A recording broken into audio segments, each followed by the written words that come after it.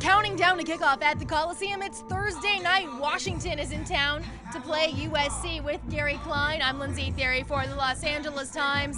Gary, it's not just USC versus Washington. It's Steve Sarkisian versus his former team. The first time Sarkisian is going to face his former players, many of his former players, and Chris Peterson, a coach that was interviewed by Pat Hayden when the job was open and before they hired Sarkisian. There are many subplots here tonight. It's not just a regular game. We'll see how that post-game handshake goes. I know there's been a few historical ones on the Coliseum field. An injury update. Claude Pallone is not expected to play on the defensive line for USC. Darius Rogers also could be sidelined. Meanwhile, Kevon Seymour will return. Those three players, how do you think they affect this game?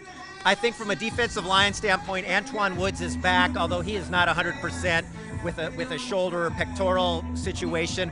On the receiving end, I think they're okay. Stephen Mitchell has played very well. Juju Smith, Isaac Whitney, those guys, they're going to be fine here. And you kind of have a combination deal with Kevon Seymour. If he's back and he can play, that means Adoree Jackson plays more on offense.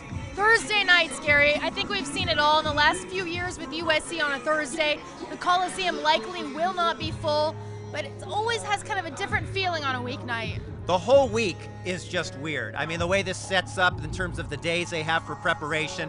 And I think for the fans, frankly, they're coming from work. Many of them are going to try and get here. You can't tailgate on campus. You can't park on campus. So I expect a decent crowd, but not a great one. All right, we'll see if it's a great game. Hopefully it is. With Gary Klein, I'm Lindsey Thiry. We'll have complete coverage during the game, and be sure to keep it on the Times for all the post-game reaction.